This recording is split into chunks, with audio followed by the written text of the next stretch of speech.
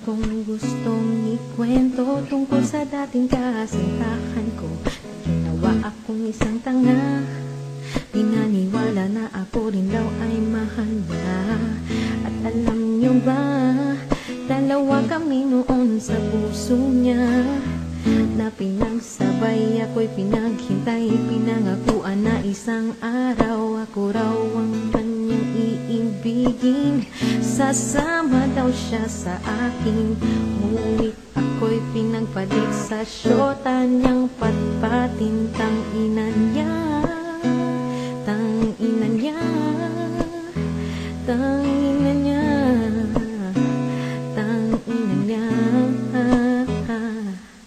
Ngunit ako'y hindi natuto, tuloy pa rin ang katangahan ko. Siya ay muli ko pang tinanggap, nung siya ay bumalik at iiyak-iyak.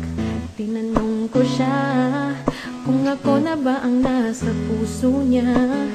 Siya ay natulala, parang nawawala. Sabay sinabi niya hindi niya alam ang kanyang isasagot sa akin.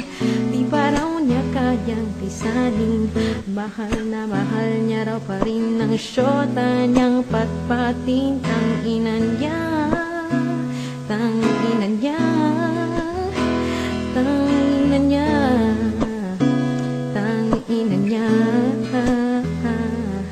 Sana masagasaan sila, sana ay masunugan sila, sana ay makagat siya ng asong ulol ng kapitbahay nilang kalbo. Nakatira doon sa may kanto, sana'y tamaan sila ng bagyo.